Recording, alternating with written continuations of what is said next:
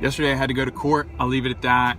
I won't say too much about it. It is what it is. It was part of the job, not for me personally. When I was in court, obviously it can be stressful. You get anxiety, you get nervous, you get a little unsure of yourself. It is what it is. It's just the nature of being in court. It's a stressful experience and a trying time. So I thought of two things constantly yesterday. I wanted to share them with you. The first thing that I thought of is, he that is in me is greater than he that is in the world. And I leaned on that. That was the very first thing that I thought of. It gave me great confidence. It was very reassuring. It was empowering for me. The second thing that I thought of is that the great verse, love justice, seek mercy, and walk humbly with your God. So, man, I said, that's court, seek justice, love mercy, and walk humbly with God. Those are two things that I leaned on. They gave me great confidence, gave me faith to believe in what I was saying and to believe in the truth that I knew. This morning I thought of something very different. In Daniel chapter 3, we know the story about King Nebuchadnezzar, King Nebi. We'll refer to him as King Nebi.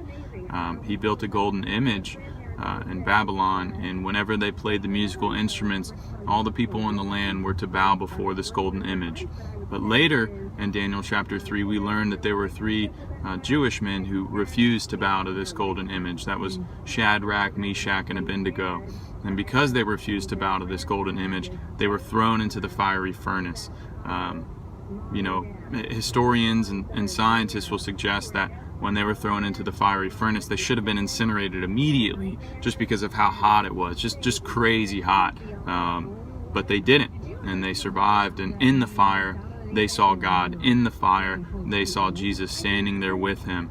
And so for me, I was not in an actual fire. It was more of like a metaphorical fire, where it was like a high pressure environment, not actual fire, but metaphorically, sometimes in our lives, we're thrown into fire. So for Shadrach, Meshach, and Abednego, they did not compromise on what they knew to be true. They did not compromise against the God that they served. And so for me, I did not compromise on what I knew to be true. And I was able to do that by leaning on God's word. And so sometimes we're thrown into fire. Sometimes we're thrown into high pressure situations. But in that time, look over, see that God is with you in that fire, and have confidence to know that he is in control.